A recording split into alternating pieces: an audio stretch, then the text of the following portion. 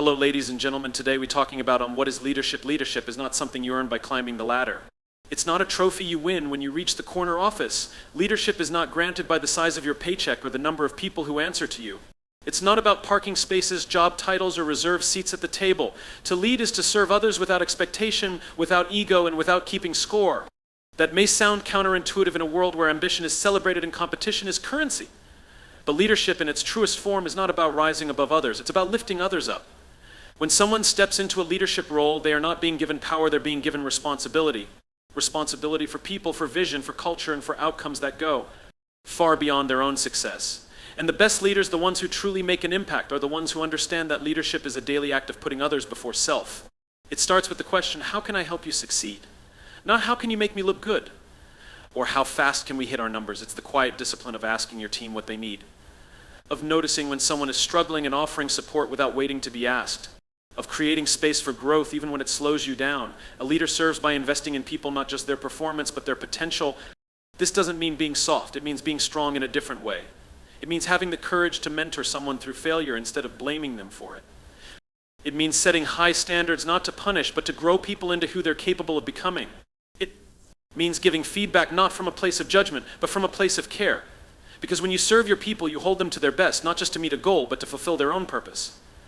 Serving as a leader also means creating safety. When people feel safe, they perform better. When people feel safe, they innovate, they speak up, they take risks. But when people feel like they're being used as tools to meet a target or numbers on a spreadsheet, they shut down. You cannot serve people and exploit them at the same time. A servant leader shields their team from unnecessary stress. They fight for clarity. They remove roadblocks. They advocate. They don't just say, I've got your back. They show it by standing up for their people when it's inconvenient, by having the hard conversations that others avoid, by making the tough decisions that protect the culture even when no one is watching. And here's the paradox. When you serve others first, you actually earn real influence. People don't follow leaders because they have to. They follow because they want to. Because they feel cared for, respected, trusted. People will go further, try harder, and stay longer for a leader who serves. Not because they fear them, but because they believe in them. Status seeks control. Service seeks contribution. Status feeds the ego. Service feeds the mission. Status builds walls. Service builds bridges. Leadership isn't about making yourself look good. It's about making the people around you better. That is your job. That is your role. Every single day, whether you're at the top of the organization or just stepping into leadership for the first time, your posture must be one of service. Not just when it's easy, not just when it's convenient, and not only when it pays off. Before a team can chase goals, before innovation can flourish, and before anyone can be asked to give their best, something more fundamental must exist, a sense of safety. Not physical safety, though that matters too. What we're talking about is psychological safety, a space where people feel free to speak, to try, to fail, and to grow without fear of being judged, blamed, or without. Great leaders understand that safety is not optional. It is the foundation upon which all lasting success is built. You cannot demand performance in an environment where people are afraid. Fear suppresses creativity. It kills communication. It drives people into silence where their true thoughts, doubts, and potential stay hidden. When people don't feel safe, they don't contribute their full selves. They retreat, they protect, they survive, but they do not thrive. Creating safety begins with presence. It starts when leaders show up not just with authority, but with attention. When a leader walks into a room and listens not to respond, but to understand, they signal something powerful: you matter here. Safety is created in small moments. When a leader makes eye contact, remembers a name, follows up on something personal, it tells people they are seen. When a mistake is made and the first response isn't blame but curiosity, people learn that it's okay to be human. And in that space of humanity, trust begins to grow. People do not open up to those they fear. They open up to those they trust. And trust is not granted by a role, it is earned through consistency, vulnerability, and care. Leaders who create safety don't pretend to be perfect. They're willing to admit when they don't know something. They take ownership when they fall short. And in doing so, they give others permission to be honest too. That's where growth begins, not in pretending to know everything, but in creating an environment where it's okay to learn. A culture of safety doesn't mean comfort. It doesn't mean lowering standards or avoiding hard conversations. It means people feel secure enough to face challenge because they know they will not be humiliated for falling short. It means people can speak up with a new idea, even a bad one, because they know the process of innovation begins with experimentation, not perfection. It means people can say, I need help without fear of being seen as weak. When a leader builds safety, accountability becomes shared. People look out for one another, not because they're afraid of punishment or because they care. They know they're part of something bigger. They know their voice matters. And that sense of belonging becomes a multiplier for everything else: creativity, collaboration, resilience. Contrast that with environments where safety is absent. In those spaces, people smile on the outside and shut down on the inside. They withhold ideas because they don't want to look foolish. They avoid risk because failure is a career liability. They say yes in meetings and no in their hearts. Leaders in these environments may see short-term results, but they will never unlock the full potential of their people. Because fear may get compliance, but it will never earn commitment. Building safety is not about coddling, it's about courage. It takes courage to prioritize trust before tactics, people before performance. It takes discipline to hold space for feedback, to listen without interrupting, to ask for input even when you think you know the answer. And it takes wisdom to recognize that long-term success is not built by control, it is built by connection. The best leaders don't just ask for results, they ask how people are doing. They notice when energy is off. They pick up on the unsaid. And they act not with authority, but with empathy. Because they know that the work gets done through people, and people only give their best when they feel safe. Anyone can tell people what to do. They can assign tasks, issue instructions, and set deadlines. But simply telling people what to do does not inspire them. It does not create buy-in. It doesn't ignite the kind of commitment that lasts. True leadership is not about the command, it's about the cause. It's not about managing the what, it's about revealing the why. The what is the surface, it's the checklist, the agenda, the measurable outcome. It's the sale that needs to be made, the project that needs to be completed, the deadline that must be met. Necessary, yes, but not meaningful on its own. People don't wake up in the morning driven by tasks. They are moved by meaning. They are driven by a sense of purpose, a belief that their work contributes to something larger than themselves. Great leaders understand this deeply. They don't just focus on output, they focus on impact. They don't just say what needs to be done, they remind people why it matters. In doing so, they shift the energy from obligation to ownership, because when someone understands the deeper purpose behind the work, it stops feeling like a job and starts becoming a mission. A leader who leads with why creates alignment, not just compliance. People don't just follow instructions, they follow vision. That vision acts as a compass when things get tough. When the path is unclear, the why gives clarity. When challenges arise, the why gives endurance. When failure happens, the why gives perspective. Without it, teams fall into a cycle of simply getting things done without understanding why they're doing it. Morale slips, creativity dies, turnover rises, because people don't want to be machines executing a to-do list, they want to feel that their effort counts for something. When a leader articulates the why with consistency and passion, it brings focus to the team. It filters distractions and sets priorities. It reminds people what they're fighting for. It creates a shared language that unites diverse individuals into one powerful force. The why turns strategy into story, and story is what people remember. Story is what people rally around. Story is what moves the heart. It's easy to get caught up in the metrics, the reports, the checkboxes. But those things are the result of something deeper. Leaders who obsess only over the what often miss the opportunity to unlock discretionary effort, the extra energy people give not because they have to, but because they want to. That kind of effort doesn't come from fear. It comes from belief in the mission, belief in the cause, belief that what they're doing matters. To lead with why, a leader must first know it themselves.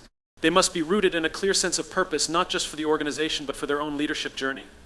Why are they here? What are they trying to build? What kind of legacy are they leaving? When a leader leads from that place of clarity, it becomes contagious. People can feel when their leader is aligned with something bigger than personal ambition. That authenticity creates trust. That trust fuels momentum. And leading with why is not a one-time speech. It's not a slogan on a wall or a slide in a presentation. It's a daily practice. It's woven into conversations, into decision-making, into feedback, into celebration. It's asking in every room and at every level, does this connect back to our deeper purpose? When the answer is yes, people move with conviction. When it's no, people feel lost and the work begins to drift. A team that understands the why becomes more resilient. They adapt quicker, they collaborate better. They bring new ideas, not because they were told to, but because they care. They stay longer, work harder, and stretch further, not for the paycheck alone, but for the purpose that lies beneath it. Leadership is often associated with strong voices, powerful speeches, and charismatic presence. But the best leaders know that their greatest strength is not in the words they say, it's in the space they hold. Great leaders are great listeners. They listen louder than they speak. They don't just hear what's being said, they tune into what's not being said. Because in the silence, in the hesitation, in the offhand comments, there is truth waiting to be noticed. Listening is not passive. It's not sitting still while someone else talks. It's an active. Commitment. It's a form of respect. It's leadership in its purest form. Because when a leader truly listens, they communicate something powerful. You matter. Your voice matters. Your thoughts have value here. And when people feel heard, they open up. They trust more. They bring more of themselves to the work. In too many workplaces, voices are silenced not by policy but by culture. People don't speak up, not because they don't have ideas, but because they don't believe their ideas will be welcomed. They don't offer feedback, not because they don't see problems, but because they fear backlash. They don't express disagreement, not because they agree, but because they don't feel safe challenging the status quo. A leader who listens changes that dynamic. They create a space where voices are not just allowed but invited. Great listening requires presence. It's not multitasking while pretending to pay attention. It's putting away distractions, making eye contact, asking follow-up questions that show genuine interest. It's the willingness to sit in discomfort when someone shares hard truths. It's the discipline to resist the urge to interrupt, defend, or fix. Because often, people don't need immediate answers, they need to be understood. A leader who listens well learns faster. They notice patterns. They identify brewing issues before they explode. They catch the quiet signals that others miss, the change in tone, the withdrawal from conversation, the suggestion said half seriously. Listening allows a leader to stay connected to the emotional pulse of the team. It reveals what the data doesn't show. It surfaces needs, fears, hopes, and insights that might otherwise go unspoken. Listening also models behavior. When leaders listen, others learn to do the same. It shifts the culture from one of hierarchy to one of collaboration. Meetings become more inclusive. Ideas are evaluated on their merit, not on who said them. Respect becomes a two-way street. And slowly, trust grows not because it's mandated, but because it's modeled. Listening is also a test of ego. It means a leader is willing to admit that they don't have all the answers, that someone else might have a better idea. That wisdom isn't tied to authority. Leaders who listen well have the humility to be changed by what they hear. They are not threatened by feedback, they are shaped by it. They don't use their position to dominate the conversation, they use it to elevate others. Listening deeply also builds loyalty. People remember how you made them feel, not just what you said. A team member who feels heard will go above and beyond, not out of fear, but out of gratitude, because being heard is one of the most affirming experiences a person can have. It tells them that they belong, that they're not invisible, that their contribution matters. And in return, they give more of themselves. In times of stress or uncertainty, the need to listen grows even greater. People need to process, to voice concern, to be reassured that they're not alone. A leader who talks too much in these moments can accidentally send the message that performance matters more than people. But a leader who listens, truly listens, sends a different message entirely. They say without speaking that the team is safe, that their experience is valid, that what's happening to them is important. Leadership is easy when the sun is shining, the path is clear, and the results are flowing. Anyone can stand tall when everything is going according to plan. But real leadership isn't. Tested in comfort, it's revealed in crisis. It's not proven when everything is calm, but when the storm hits and all eyes turn to you. That's when leadership becomes something more than skill or strategy. That's when it becomes courage under pressure. Pressure exposes what's real. It peels away the polished language, the carefully curated image, and the rehearsed lines. In moments of uncertainty, people don't follow the loudest voice, they follow the one who stands firm. The one who doesn't flinch when it's easier to run. The one who looks straight into the chaos and decides not to escape it, but to lead through it. Courage under pressure means choosing principle over popularity. It's having the strength to make the hard decision, even when it costs you approval. It's standing up for what's right, even if it's not what's easy. In those moments, a leader risks criticism, discomfort, and even failure not for personal gain, but to protect the values that matter most. Because when the stakes are high and everything feels unstable, people don't just want direction, they want integrity. They want to know their leader won't fold when it matters most. Courage under pressure is also about being the emotional thermostat for the room. When anxiety spikes and fear starts to spread, a courageous leader steadies the atmosphere. They don't deny the weight of the moment, but they don't let it control them either. They absorb the pressure and respond with calm conviction. They become the anchor that others can hold on to. Not by pretending to have all the answers, but by demonstrating that they will not abandon their people in the moment they're needed most. That kind of courage doesn't always look dramatic. Sometimes it's quiet. Sometimes it's the decision to keep showing up when everything feels heavy. It's the choice to stay visible when things go wrong, instead of retreating behind closed doors. It's the strength to admit uncertainty, to say I don't know and then go figure it out. It's the grace to acknowledge fear but still act with intention. That's leadership. That's courage in real time. Under pressure, the temptation to react instead of respond grows stronger. Leaders may feel pushed to make fast decisions, to protect their reputation, to defend their ego. But courage resists the urge to be reactive. Courage takes a breath. It pauses to ask the deeper question, what does this moment require of me, not just as a professional, but as a human being? That pause can be the difference between chaos and clarity, between panic and progress. People remember how leaders behave in hard times, the words they say, the tone they use, the decisions they make when no one would blame them for backing down. Those moments become stories that shape culture, trust, and identity. And those stories don't come from being fearless, they come from being brave enough to act even when fear is present. Courage under pressure also means protecting others. It means shielding your team from unnecessary harm, taking responsibility when things go wrong, speaking up in rooms where others stay silent. It's the willingness to put yourself on the line for the good of others. It's the refusal to pass blame down the chain. A courageous leader carries the weight not to show strength, but to give strength.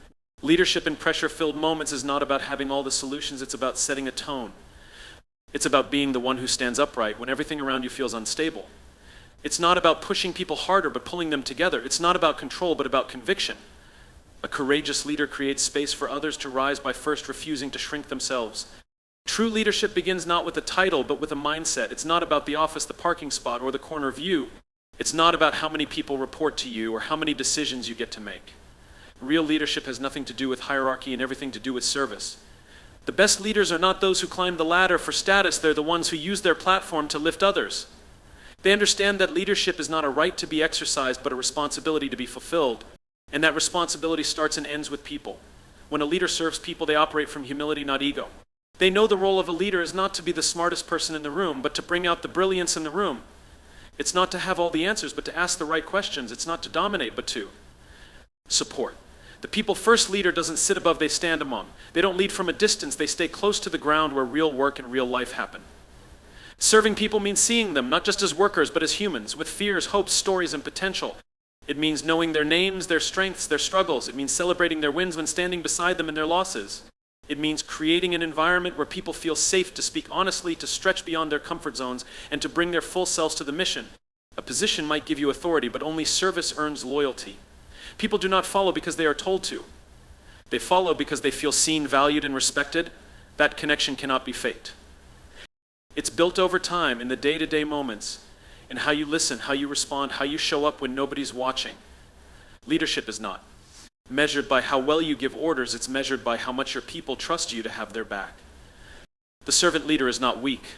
They're bold in a different way. It takes courage to put others before yourself, to invest in their growth even when it slows your pace, to coach someone patiently even when mistakes are made, to share credit generously even when you contributed significantly, to protect your team when external pressure demands results, but the people under your care need time, support, and space to breathe. That kind of leadership takes more than intelligence, it takes heart. Leadership that's focused on position tends to look down. It manages from above, demanding loyalty, performance, and obedience, but leadership that serves looks eye to eye. It builds relationship, encourages dialogue, and nurtures development. It recognizes that people don't exist to serve the leader's agenda. The leader exists to support the growth, capacity, and well-being of the people entrusted to them. When leaders choose service over status, they create cultures that are healthier, more resilient, more human. People begin to look out for each other. Walls come down. Communication opens up. Collaboration becomes natural, not forced. People go the extra mile not because they have to, but because they want to, because they know their leader would do the same for them. Serving people also means telling them the truth even when it's hard. It means offering feedback, not to shame, but to shape. It means holding people accountable because you believe in their potential, not because you want to control them. It means being transparent about challenges and generous with encouragement. Leaders who serve don't lower expectations, they raise belief. There is a quiet power in being a leader who serves, a power that doesn't shout but speaks with clarity, that doesn't intimidate but inspires, that doesn't demand attention but earns it. When leadership is rooted in service, it doesn't just transform the team, it transforms the leader. Because every act of service builds trust, deepens connection, and reinforces the truth that leadership is never about being above, it's always about being there for the people who make everything possible.